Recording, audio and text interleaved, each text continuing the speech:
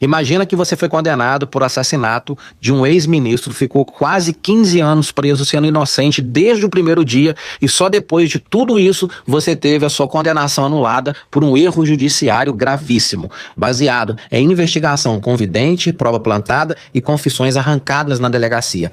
Parece filme, né? Só que não. É uma história real que teve desfecho agora em 2025. Esse caso ficou conhecido nacionalmente como o crime da 103 Sul. Vamos voltar mais precisamente lá no dia 28 de agosto de 2009, em Brasília. Um apartamento na quadra 113 Sul. Lá dentro, a cena que iria parar em todos os telejornais do país. O advogado e ex-ministro do Tribunal Superior Eleitoral, José Guilherme Vilela, a esposa dele, Maria Carvalho Vilela, e a empregada da família, Francisca Nascimento da Silva. Os três mortos com dezenas de facadas. Triplo homicídio, família tradicional, vítima ligada à cúpula do Poder Judiciário, discussão de herança, dinheiro, poder, enfim. A imprensa cai em cima, a sociedade quer resposta, a polícia sente o peso. A gente precisa achar o culpado. E precisa ser rápido. Essa frase, explícita ou não, é o ponto de partida de muita tragédia judicial no Brasil. Ou seja, um crime frio, cirúrgico, comandante intelectual rica, herdeira, a filha do casal. O que acontece então? As versões começam a mudar. Os corréus prestam novos depoimentos, agora apontando Adriana como mandante. Leonardo, que era tratado como executor direto, passa a se colocar mais de fora e surge a figura de um terceiro executor, que aparece em diferentes falas com nomes parecidos, até se consolidar como Francisco Mairro. É como se a investigação estivesse encaixando peças de um quebra-cabeça que ela mesma desenhou, em vez de reconstruir a realidade dos fatos. Daqui para frente a história começa a ser revoltante, né? Porque quem era esse terceiro executor? Quem era o Francisco? Vamos lá. Ele era um homem simples, ligado à portaria, à vida comum do prédio. Ele não era herdeiro, não tinha sobrenome de peso, não tinha poder político. Quando o nome dele passa a circular como suspeito, começa aqui um processo cruel.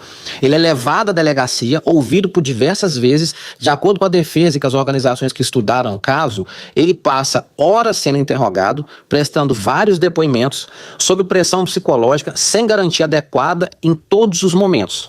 Em um desses momentos, né, de desgaste psicológico, ele chega a admitir algum tipo de presença periférica, como se ele estivesse na parte externa, mas ele nega a participação direta a esse massacre.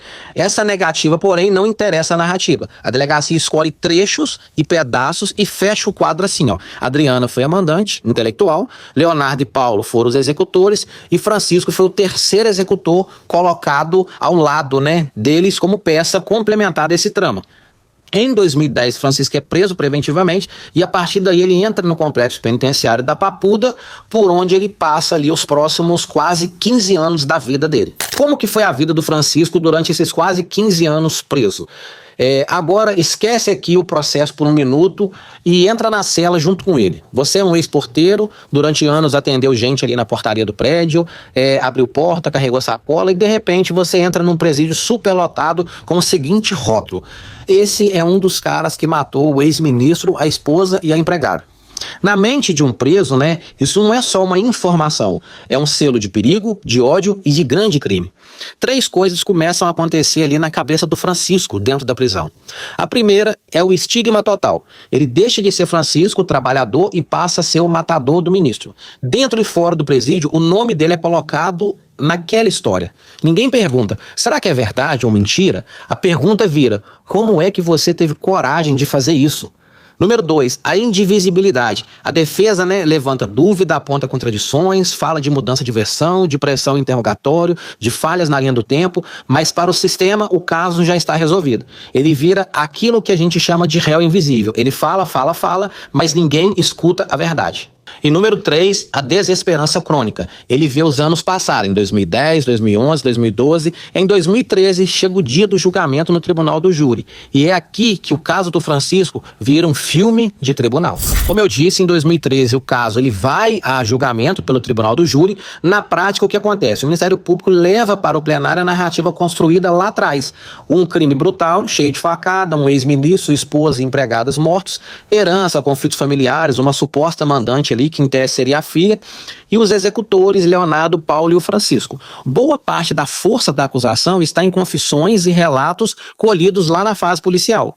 Depoimento marcado por horas de interrogatório na delegacia, mudança de versão, né, que se ajusta para caber dentro da tese do mandante e suspeitos de coação e maus tratos. Só que no plenário, isso tudo é embalado como uma verdade consolidada. Porém, é muito importante você entender que o tribunal do júri é formado por cidadãos leigos, pessoas normais, né, sentadas ali ouvindo, né, falar de ex-ministro, de crime com dezenas de facadas, de confissão que teria ocorrido lá atrás na delegacia, de uma suposta trama familiar, e aí surge a pergunta que muitas vezes é respondida pelo medo, não pela prova produzida. Você, jurado, tem coragem de absolver um homem apontado como executor de um crime desses? Francisco, então, ele é condenado a uma pena superior a 50 anos de prisão. Depois, né, ela foi ajustada em segundo grau, mas ainda assim uma pena monstruosa. Daquela data em diante, né, mensagem oficial do Estado é a seguinte: Francisco é um dos executores do ex-ministro Vilela e ele segue cumprindo pena no complexo penitenciário da Papuda. A partir daí, né, os anos vão passando, Francisco continua preso, a família vai se desgastando, né, o caso para a imprensa vira história já contada, até que anos depois o processo começa a ser revisado por advogados criminalistas e pelo Projeto Inocência, né, uma organização que trabalha justamente com inocentes condenados. E eles fazem, né, o que o sistema deveria ter feito no caso do Francisco há 15 anos atrás. Eles reabrem o inquérito no papel, eles comparam, né, todos os depoimentos, eles mostram como as versões mudam, né, para atender a tese de mandante, eles destacam os momentos, né, em que os correios retiram a imputação contra o Francisco, ou seja, falando que ele não tinha nada a ver com aquilo. Eles apontam, né, que a prova em juízo, ou seja, na frente do juiz, com a defesa, não sustenta aquela narrada, né, durante a delegacia. Um dos pontos fortes é justamente isso. O que foi dito sob pressão lá na delegacia não bate com o que foi dito depois perante o juiz, com o advogado e com a lei ali do lado. A pergunta volta à mesa: como é que alguém foi condenado a décadas de prisão com base em uma história que não se sustenta quando confrontada com a prova da verdade? E agora acontece a virada, né, na situação do Francisco, que é quando o processo dele chega ao STJ e por meio, né, de um recurso especial, e o STJ, né, analisa a decisão de pronúncia lá atrás que mandou o Francisco para o tribunal do júri. Ele analisa a prova produzida em juízo, a dependência quase total daquela acusação em relação a elementos colhidos só na fase policial, sem o devido contraditório, e aí a corte constata que, primeiro, Francisco foi mandado ao tribunal do júri basicamente com base só em confissões, delações e relatos de delegacia. Segundo, em juízo havia elementos que fragilizavam ou negavam essa versão. E terceira, a decisão, né, de enviar o caso ao júri e a própria condenação não respeitaram ao artigo 155 do processo penal, que proíbe o juiz de fundamentar a condenação exclusivamente em elementos de inquérito. O ministro afirma algo que é quase que um puxão de orelha, né, na prática forense. Não é admissível que em um Estado democrático de direito alguém seja pronunciado e condenado com base apenas em elementos de informação na fase extrajudicial, dissonantes da prova produzida em juízo sob o crivo do contraditório. Por fim, a própria sexta turma do STJ classifica o caso do Francisco como erro judiciário gravíssimo, né? E com isso decide anular a condenação do Francisco, trancar a ação penal em relação a ele e determinar sua imediata soltura depois de quase 15 anos na prisão, sendo inocente desde o primeiro dia. Na prática, né, gente, o recado esse júri não deveria sequer ter ocorrido nas condições, né, em que ocorreu, e esse homem não deveria ter passado esse tempo todo na cadeia sendo inocente desde o primeiro momento. Por fim, a lição jurídica, né, e humana, né, que fica pra gente, quando o STJ chama esse caso de erro judiciário gravíssimo, o que ele, né, está dizendo o Estado falhou em tudo aquilo que ele deveria proteger, a liberdade de um inocente. Mas na vida real, isso significa o quê? Que Francisco perdeu, primeiro, quase 15 anos de convivência com a família, viveu, né, em uma cela superlotada sob risco permanente, carregou por anos o peso de ser chamado de o assassino do ex-ministro, e ele sempre terá, infelizmente, que explicar um passado que não foi ele que escreveu. Com isso, a indenização, o reconhecimento judicial, tudo isso importa? Importa.